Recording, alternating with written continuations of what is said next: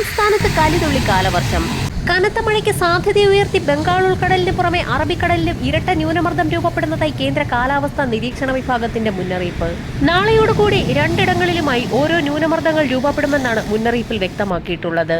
കഴിഞ്ഞ ദിവസം ഒരു തീവ്ര ന്യൂനമർദ്ദം ബംഗാൾ ഉൾക്കടലിൽ രൂപപ്പെടുകയും ഒഡീഷ വഴി കരയിൽ പ്രവേശിച്ച് പടിഞ്ഞാറ് ദിശയിൽ സഞ്ചരിക്കുകയും ചെയ്തിരുന്നു. ശേഷം അല്പം ശക്തി കുറഞ്ഞ് മഹാരാഷ്ട്ര ഗുജറാത്ത് തീരത്തേക്ക് എത്തിച്ചേരുകയും ചെയ്തിരുന്നു. ശക്തി കൂടിയ ന്യൂനമർദ്ദമായി മാറിയ ഈ സിസ്റ്റമാണ് വീണ്ടും ശക്തിപ്പെട്ട് തീവ്ര ന്യൂനമർദ്ദമായി അറബിക്കടലിൽ പ്രവേശിക്കുക.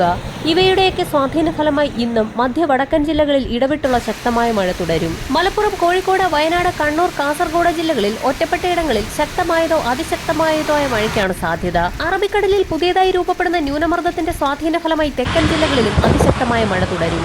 ഇടവിട്ടുള്ള തെളിഞ്ഞ കാലാവസ്ഥയ്ക്ക് ശേഷം വൈകുന്നേരങ്ങളിലും രാത്രി വൈകിയും തുലാവർഷ സമാനമായി ഇടിമിന്നലോട് കൂടിയ മഴയ്ക്കാണ് കിഴക്കൻ മേഖലകളിൽ കൂടുതൽ സാധ്യതയുള്ളത്.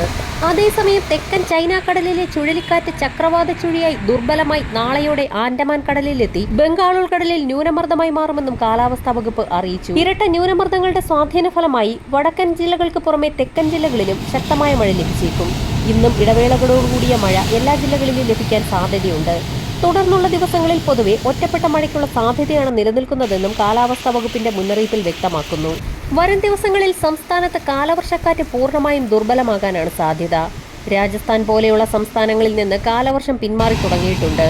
കാലവർഷം പൂർണ്ണമായും ദുർബലമാകുന്നതോടെ പിന്നീടുള്ള ദിവസങ്ങളിൽ തുലാവർഷം കേരളത്തിലെത്തുകയാണെന്ന് മുന്നറിയിപ്പിൽ വ്യക്തമാക്കിയിട്ടുണ്ട്. തീരദേശ മേഖലകളിൽ ഉയർന്ന തിരമാലകൾക്കും കടലേറ്റത്തിനും സാധ്യതയുള്ളതിനാൽ മത്സ്യത്തൊഴിലാളികളും തീരദേശവാസികളും അതീവ ജാഗ്രത പുലർത്തണമെന്ന് ഇൻകോയിസ് മുന്നറിയിപ്പ് നൽകി. വരും മണിക്കൂറുകളിലെ കാലാവസ്ഥാ മുന്നറിയിപ്പുകൾക്കായി ചാനൽ സബ്സ്ക്രൈബ് ചെയ്യാൻ മറക്കാതിരിക്കുക.